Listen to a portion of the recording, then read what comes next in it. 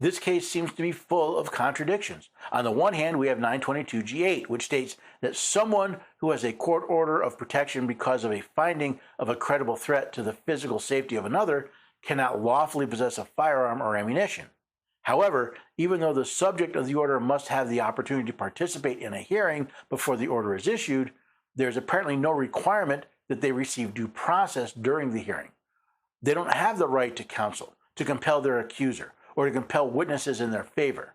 It is not as if a disgruntled spouse or neighbor hasn't accused someone of being a physical threat without any threat being made.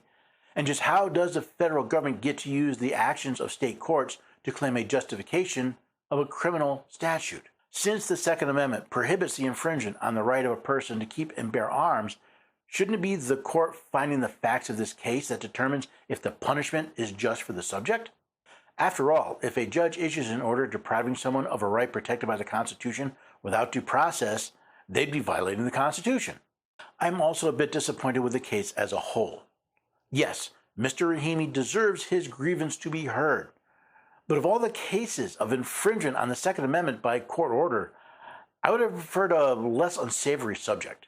After all, he did agree that he posed a threat of physical harm to an intimate partner.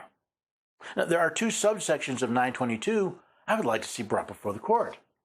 Subsection 1, who has been convicted in any court of a crime punishable by imprisonment for a term exceeding 1 year.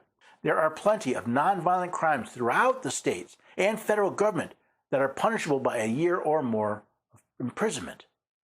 Should someone be deprived of their right to keep and bear arms for being convicted of a nonviolent crime simply because of how long a sentence they could have received? And subsection 9, who has been convicted in any court of a misdemeanor crime of domestic violence. So if someone is convicted of a felony domestic violence, they're not subject to 922? How does that make any sense? Well, part of me recognizes that people who are threatened don't want those who threaten them to have legal access to firearms.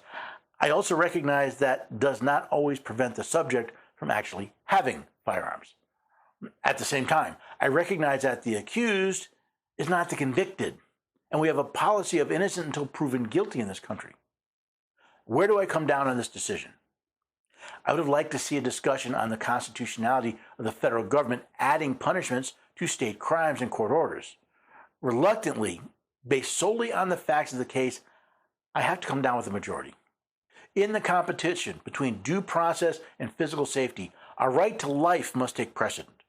While the temporary loss of rights is an infringement, I think the law strikes a balance by requiring that the accused be able to participate in the hearing and that a judge comes to a finding that they represent a credible threat to the physical safety of another.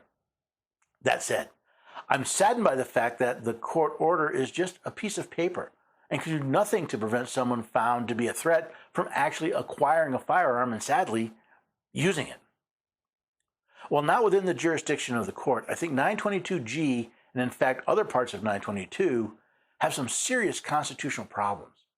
I see no power delegated to the United States to add federal penalties to state laws, nor to regulate firearms ownership, only foreign and interstate commerce.